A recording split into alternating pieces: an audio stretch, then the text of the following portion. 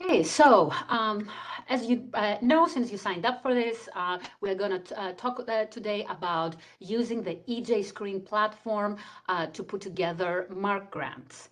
And specifically, the learning objective for today's webinar is that we want to learn how to generate maps and reports for your target area and your community in EJSCREEN, how to select the appropriate indicators for each of the subsections in section 2, and also how to interpret the indicators to demonstrate community need according to the EPA evaluation criteria. So the two sections that I am referring to where you are going to be using EJSCREEN is under section 2A, community need. The first one is the community needs for funding. And here you can use EJSCREEN to determine whether your community is low income, which is one of the criteria to demonstrate that need. And then you will be mostly be using EJSCREEN for the second part, the threats to sensitive populations, that has 3 subparts, and I think it's worth 25 points this year. So it's a lot of points, and it's the part where you need to pay a lot of attention. I will be using 2 examples from past successful grants to illustrate how you're going to use EJSCREEN. And I'll be using 2 types of communities and 2 types of grants. So the first example is from a community-wide assessment grant in Middletown, Connecticut. I believe this was from FY 2020. So Middletown is a fairly large city of a population 46,000. And then the second one is a cleanup grant for the former Allied leather site in Boscawen, New Hampshire, population 4,000. And so hopefully, these 2 grants will kind of like give you a range of the types of communities that you can encounter throughout New England. So there are 2 types of data that you can use in EJSCREEN to populate your section. The first one is straight up maps. So the maps are visual representation of the indicators. They are all shown in percentiles, and they are useful to identify the specific geographic units that correspond to the target area and also to obtain the asthma indicator. For the purposes of the other indicators, I actually prefer to use reports. So these are tables that you can obtain in Excel format that include both raw values and percentiles for different geographic units. And these are useful to obtain all the demographic and environmental indices for your target area, so you can have all the values in one place and choose and pick and choose what you're going to use for the write-up. So let me explain now what I mean here by geographic units and what I mean by percentiles. So when you first write your write-up about your target area, you may have picked, like, let's say, a certain neighborhood, or you have picked a whole town. In order to get data from EJSCREEN, you need to be translating your specific neighborhood or target area to the types of areas that are used in the US Census. So you might be familiar with the fact that the US Census uses census tracts and block groups. And by default, when you look at the maps in EJSCREEN, you get the data in the block group resolution. So you will need to be able to translate those block groups to your particular area. How you can figure out how your area translates to a certain block group or a certain census tract is there are reference maps, and I will click on this here so that you can see what this looks like on the US Census. So you can say that I am in the state of Massachusetts, and I am in, let's say, Worcester County. And then you can get the map here for the entire county. It will take a second to download, maybe more than a second, because it's fairly big. But now you will able to see, for example, if you're working in Gardner, that if you zoom in, you can see the different census tracts numbers so that you can make a correlation between what your town and what your area is and where the census tracts are. And the same thing you can do for the block groups. You can also look at specific cities or census designated places in EJSCREEN. So there are many of those around New England. For example, I'm showing here the town of Athol that has several census tracts, but you can also get the data specifically for the city of Athol, CDP, which is a census designated place. So we addressed the geographic units. So let's see now what are percentiles and what does that mean in EJSCREEN. I'm using here a simple example of, let's say, the distribution of the people's height. The 50th percentile means the average height of the entire population. The 100th percentile means the tallest that any person can be. So the 100th percentile means that everyone is shorter than that height. Whereas the 0 percentile means that everyone is taller than that height. So accordingly, the percentiles in EJSCREEN means, for example, that if your neighborhood is at the 50th percentile in terms of people of low income, you are at the average of the entire population.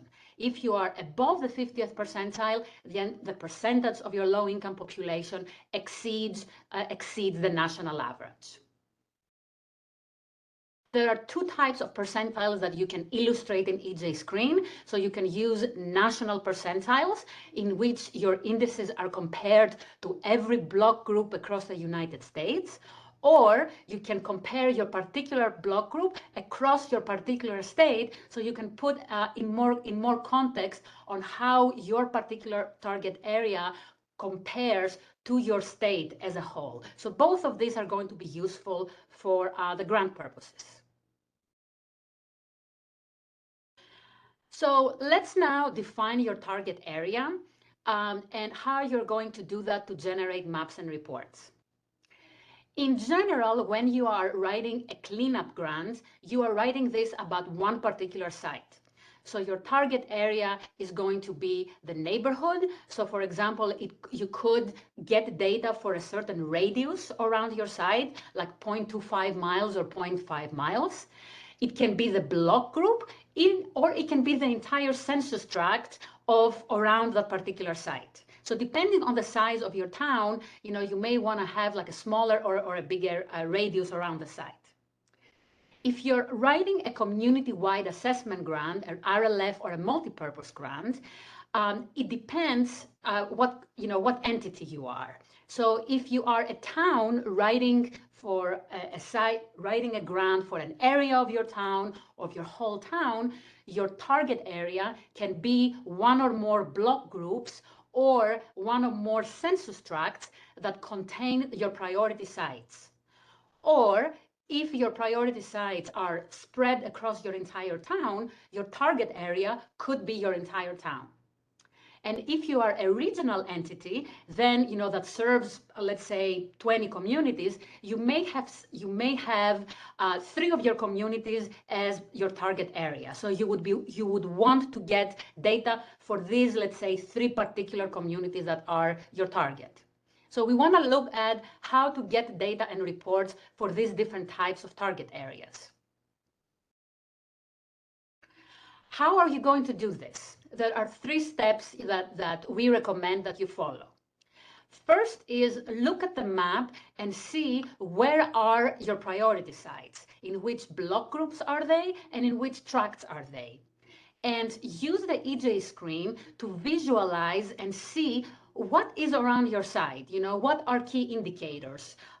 Do you have sensitive populations, people of color, low-income people, the elderly? So you want to basically choose the target area that includes your sites and demonstrates the maximum need.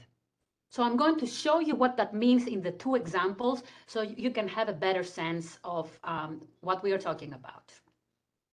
So the first example that I will show you is Middletown, Connecticut, which is a city that has 11 census tracts.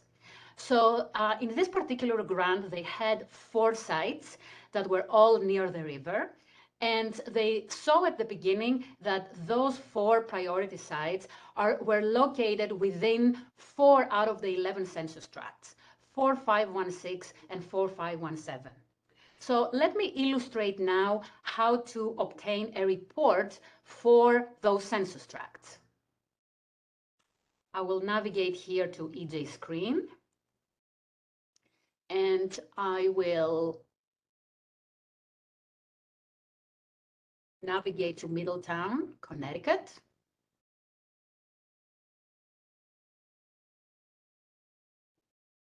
And first, I will show you how to obtain a map. So for example, I will click here on socioeconomic indicators and click on people of color. And this will give me the maps that show that if I zoom in here, the priority sites were all here around the river bend. So I can essentially illustrate that the people of color in this area ranges between less than 50th percentile to 70 to 80th percentile. So I actually prefer to be able to see all the numbers at once and visualize them. So you can go up here and on reports and click on that button. And then you can generate reports for different kinds of demographic units. So if you select a city, this will give you up the whole CDP that I mentioned before. So this will be applicable for some cities, but not applicable for other ones. In this case, I know that I am looking for census tracts, but I'm also looking for 2 census tracts, not 1. So I'm going to select multiple, click on here, click on tract, and I will go and click near the area where I know my priority sites are. So here is 5416. So I chose the correct one. And then I will click on the other one, which is the 5417. And now you see that the whole area here is highlighted. So I can click submit. Click on explore reports. And the EJSCREEN report will come up. You can look at the report this way. I like to click on Get Data Table. That will bring everything up in a tabular view.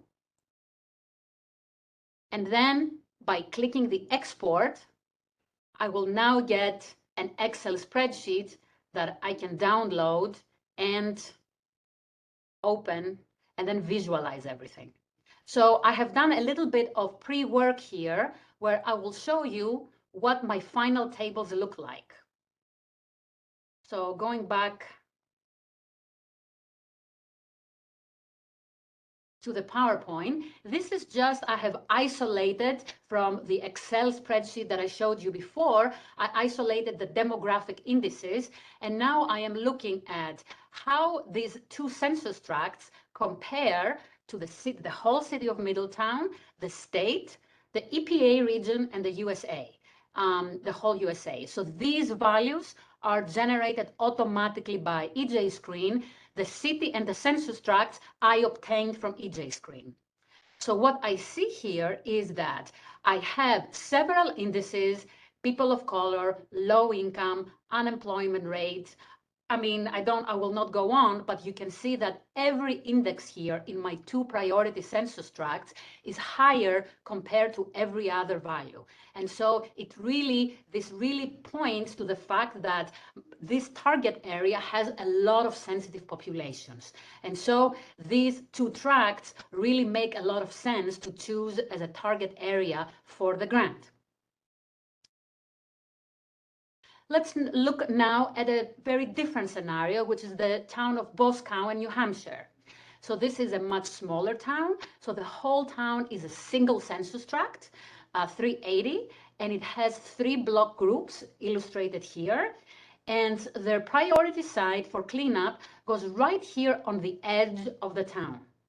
And what we can do in this case, which I'm showing down here, is that I can look at the demographics for this block group right here, the small one. I can look at the demographics for the whole tract, or I can look at the demographics for a radius around our site. So let me show you how to do that. So I will go back here, delete everything, and I will navigate to 56 Commercial Street, Roscommon, New Hampshire, which is the address of our site.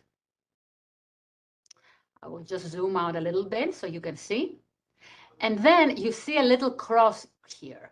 So if you left click on the cross, now you can see that it says here name, buffer. So I can call this, for example, Allied Leather Site, and choose a 0.25 mile radius around our site and click on Add to Map.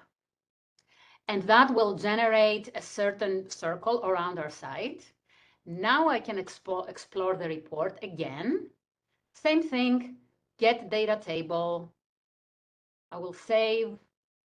And now I have a different Excel spreadsheet that is specifically for that 0.25 miles ring centered around my site. So again, I have done a little bit of pre-homework. So I did this 3 times and I generated a table where I compare the demographics of the 0.25 mile radius, the block group, the census tract, with the state, the region, and the whole of US. And so now I will evaluate which of those 3 demographic units actually help me build a better narrative around my sensitive populations. So I see, for example, that the block group and the 0.25 mile radius here are exactly the same because it's a really very small area around the site. So it really doesn't matter which one I choose. But I also see that the block group has higher indices compared to the census tract. So in this case, it makes sense for us to choose the specific block group around the site as the target area, and the specific sensitive populations that are higher than our state and in some cases our region are the low-income population, the population with less than high school education, under age 5, and specifically for over 60. And population over 64. So in this case, your sensitive populations are going to be low income, less than high school education, under 5, and age 64. So this is how you're going to build your narrative. So again, how do you identify sensitive populations? You look at all your demographic indicators, and you want to choose the ones that are higher than the state average, ideally also than the EPA Region 1 average. If you're also higher than the national average, even better. And you can look at the percentiles here. So if an indicator is more than the 90th percentile in the region or the state, emphasize it. If it's more than the 70th, absolutely mention this as a sensitive population. If it's more than the 50, it's not as strong. So if you are at 54th percentile, you're barely above the average, but you can still use it to build your narrative. I also suggest that in addition to the EJSCREEN data, you look at 2 additional populations, which is the percentage of veterans and the percentage of people with disabilities. You cannot get this from EJSCREEN, but we have a video on our tab website, and I'll show you that at the end, where it shows you how to get this information from the American Community Survey. So I will just highlight here, going back to the Middletown, that at the end, we see that when we look at the percentiles, unemployment rates, low-income populations, people of color, but several other indicators exceed 70 and exceeds 85. So we definitely use those as sensitive populations. And then for Boscawen, you have population with less than high school education, but also highlighting low income and the kids and the elderly. So that has helped you now establish which are the sensitive populations in your area. The next part is how you can use EJSCREEN to obtain health-related indicators. And there are 3 indicators that are available here: the low life expectancy, the heart disease, and the asthma. And you can use all of these 3 indicators, but I'm highlighting asthma here because asthma is one of the 3 indicators that is required by the criteria to look at. The other ones are cancer and birth defects. So what the EJSCREEN gives you is the asthma prevalence among adults. And it comes from the Places database. So I want to make sure that it's very clear what prevalence on asthma is. So it is not actual reported incidence of asthma. This is based on responses to a survey, which is part of Places, which explains the same data, that also contains the same data for cancer that were extrapolated for larger geographic units. So this is how it's calculated. I won't go over it right now. You can look at the slides later on. And now I want to illustrate to you how to look at this data. So going back here, I will delete this site. So you will go back to maps and look at health disparities. I will click on asthma. And you see now that you have, again, the percentiles. So I will zoom out here.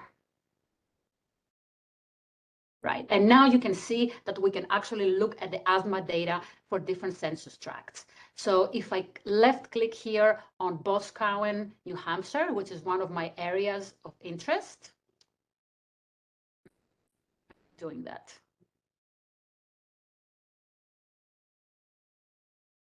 Oh, yes. I'm sorry. This is what I want to look at. You have to go to 2 out of 2 here. You want to look at the asthma levels here. So first, it tells you the asthma among adults, and the incidence rate for that is 10.1%. And the percentile of that is at the 68th percentile nationally. So you can tell here that the town of Boscawen has a higher than average asthma incidence rate. And so you can include that directly in your narrative under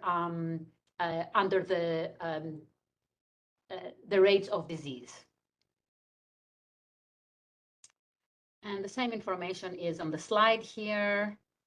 Now, one important aspect that I want to mention here is that you cannot get average asthma prevalence rates across several census tracts. So if you have several census tracts across your target area, you have to talk about the range of asthma rates or look at another data source.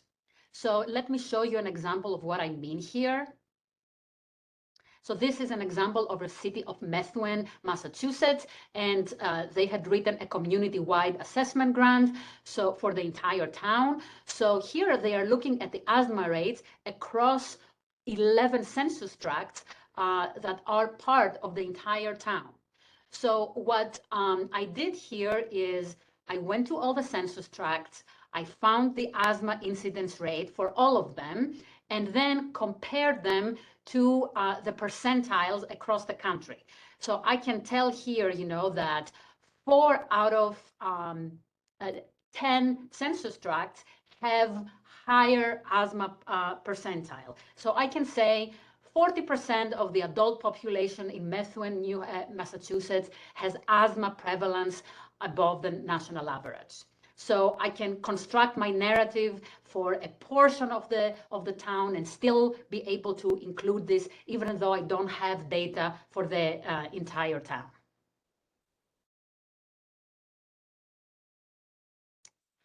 Okay. The last part that we will discuss is the third section, promoting environmental justice, which also carries the most points, and it's probably the trickiest one to write and understand the indices. So when you get your EJSCREEN report, there are 3 types of data included in that report. The first one is the demographic indices, what I showed you before, the people of color, low income, and so on. You use this to identify which are your sensitive populations. You will also get a slew of environmental indicators, and these will tell you something about the sources of pollution within your town. So it will tell you whether you have a lot of, it's near Superfund sites, if there's a lot of environmental air pollution, a lot of underground storage tanks, that kind of things. And then you also get a slew of what we call EJ indices. And what the EJ indices do is that they combine both of these types of indicators, the demographics with the environmental ones. So this is how they do it. It's a long calculation, but basically it's a calculation of the environmental indicator, the demographic index, and the population count. And what the demographic index is the average indicator of key sensitive populations, the minority percentage and the low income percentage. The bottom line of this is that if you have a sensitive population that is not captured in the demographic index, for example, if you have a high percentage of kids, a high percentage of the elderly, a high percentage of veterans, this is not captured in the EJ index. And then you have to discuss the demographic indicators and the environmental indicators separately to demonstrate the environmental justice indices in your area. And let's look at that in our examples. Otherwise, it will be difficult to follow what that means. Let me first just quickly go over the environmental indicators. So as I said before, you have, I think it's 11 of them. You have 5 air pollution indicators, traffic, lead paint, proximity to Superfund. RMP facilities are hazardous, similar to hazardous waste facilities, underground storage tanks, and wastewater discharge indicators. So they're basically all indicators about sources of pollution and presence of pollution in your area. And you can find the definitions if you click on this link from the PowerPoint. Okay, so this is dizzying, but this is what this looks like for Middletown. These are just the environmental indicators, so just the sources of pollution. So you can look at the percentiles here and look at which ones are high percentiles, as I was mentioning before. And I just realized this should also be highlighted. Anything that is above the 85th percentile, you want to emphasize. Anything that's above the 70, you want to include. Anything that's above the 50, it's a good thing to know that these are important sources of pollution in your area. So this is how you look at those. This is just a reminder of the same Middletown, Connecticut, but for the demographic indices. So you had a very high index for people of color and a fairly high index for the low-income population. So this is now how this translates to the EJ indices. So because you have both several high environmental indicators and demographic indicators, your EJ indices for this area of Middletown are all through the roof, right? So they're all more than 85 in the EPA region.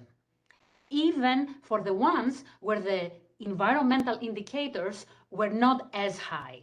But basically what this says is that there are a lot of sensitive populations in this area, and so any environmental indicator is an additional burden. So there is a lot of environmental justice issues that you can build around, these EJ indices.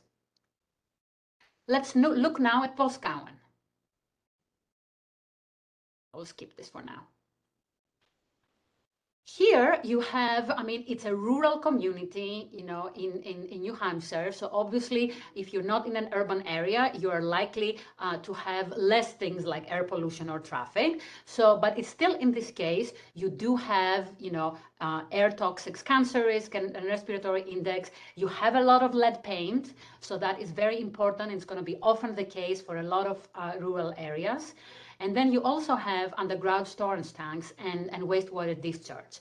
So you have several indicators that are in the 60s and 70s percentiles, and you want to build your narrative around those sources of pollution for your town. As a reminder again, here we did have a reasonable percentile of low-income population, but there are not a lot of people of color. We had more sensitive populations down here in the elderly and the kids. And so when you look at the EJ indices for Boscawen, the EJ indices are very low. So there is little connections between these indices and their particular populations of the environmental indicators. So in this case, for Boscawen, it does not make a lot of sense to use the EJ indices for this section. But here is, you know, how we suggest that you can approach a case like this. Your narrative is going to be that there is a high percentage of elderly and low-income people with less than high education. So, and in this particular case, the percentages of other sensitive populations, including people with disabilities and veterans, were also higher than the national average. These populations live in old housing that increases the likelihood of exposure to lead paint, and this was at the 74th percentile nationally. And the proximity to traffic and associated health risks, as well as other sources of pollution, also exceed the state and regional average, which is unusual given that the region has a rural character. And so you have the sensitive populations, you have these high environmental indicators. This is an EJ issue, and that's how you build the narrative. And by the way, this is not taken from the actual proposal. These are, you know, things that we kind of like build off for the purposes of this webinar. So I know that I talked a lot, and it's not possible to digest all of this within 40 minutes, but I will take questions, and I'm happy to go back to whatever you need. We'll have plenty of time. And I also want to point you to several other resources. So EPA has a demonstration for brownfield grant applications online. And we are just launching today a short course. So I will click on here. This is the page that you can go and register for this course. So this is going to be a completely self-paced online course. And I will quickly show you what that looks like. So, oops, no, that's not what I wanted. Sorry. So you get a sense of what your experience is going to be if you take the course.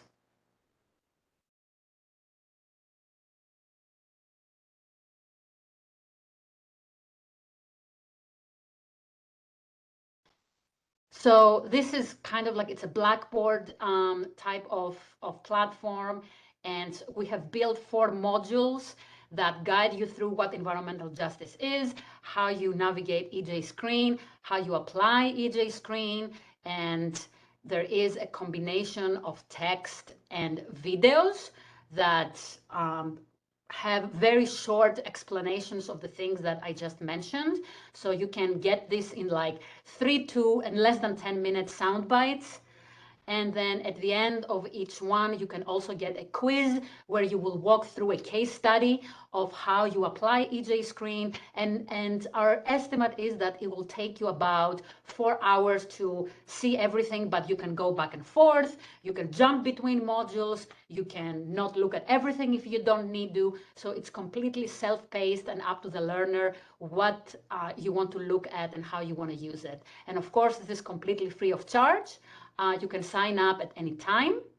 And this link will be available on our website probably by tomorrow morning. So with that, I will stop sharing. We will, of course, also put the recording of this of today's webinar and of the slides online. So you will have access to that as well. So you can go back and look at it as needed. And at this point, I'm happy to take questions. Yeah, one very quick question, just to start off with. I'm leading an attempt at getting a grant from the EPA, and how we would need some kind of identification number, like a DUNS number, won't we? And who would have that number? Would it be me, or would it be the first selectman of our town? Oh, so I thought that DUNS numbers are no longer applicable, that DUNS numbers don't exist anymore, right? Yes. So do we need to have an identifying number of some sort? Are you registered with grants.gov and sam.gov? No. You need to be doing those right away. And yeah. I suggest, that for this kind of like sort of question and guiding you through that process, that you reach out to Randy and that you set up an appointment with one of our staff members to talk you through the registration process and all those things that you need. Got it. I'll call Randy. Thank you. Sounds great.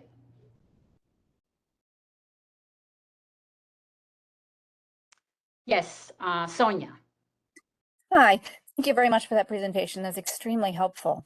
I'm wondering if you can say a little bit more about finding some of those health indicators that you mentioned, cancer and birth defects, preterm birth. Yes. Since we have a little bit of time, I actually have a presentation on that, that I'm very happy to show you a couple of different things. So let me just pull that up. And tab, short courses. Okay, because that is actually a big challenge, and EJSCREEN is not very helpful in that case. So I will share my screen again and navigate to this here.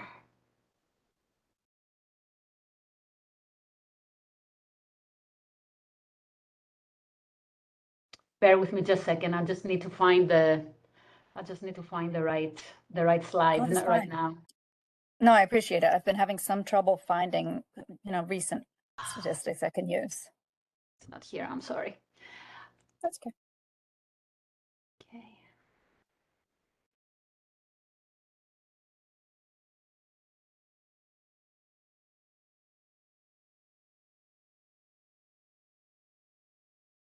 Oh,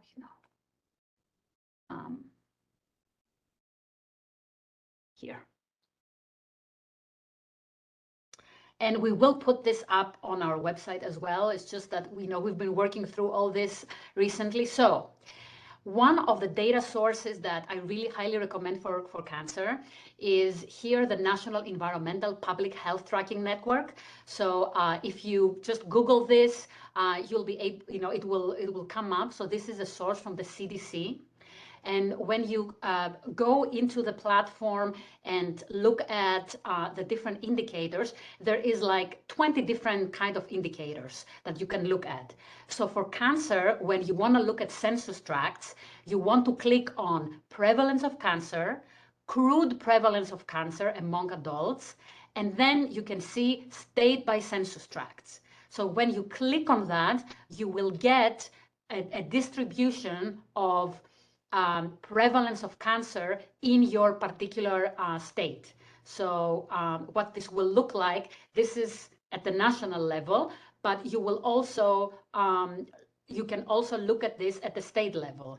I don't know. So this is an example for Middletown, where, if you zoom into that particular area, you can see that, for example, in this census tract, the prevalence of cancer is our census tracts here were these ones. So the prevalence of cancer was 5.4%. So it was far below the average. But for other ones, you can see, for example, here, it's in the top 20%. So what you see here is 5 quantiles. So bottom 20%, 20 to 40, 40 to 60, 60 to 80, and 80 to 100.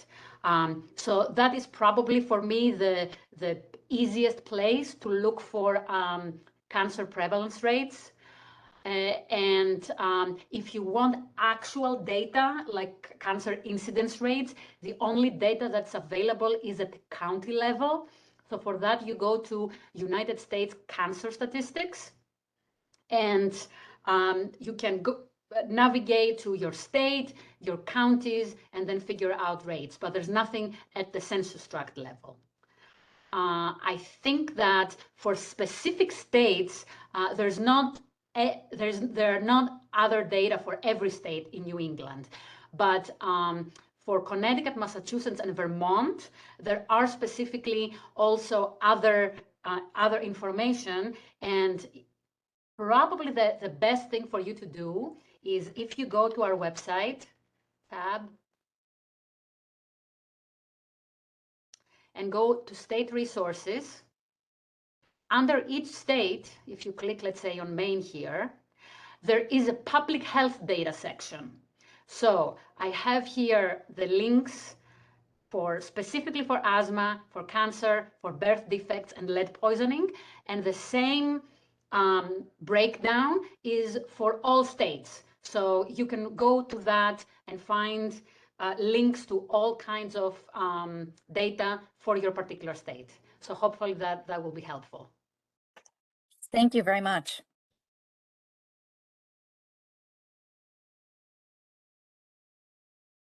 And please feel free to reach out to us if you have additional questions and need help with the public health section. It is definitely the most challenging one to get data and write it up.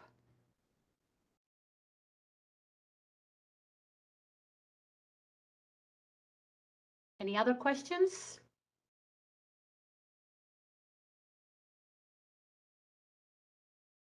Okay. As I said, we will have the recordings. We do have the short course. We also have 2 rounds of reviews available for you for your grants. And if you have individual questions about how to put this section together, please reach out to Randy, and we are very happy to kind of like help you make sense of your data and put together your section.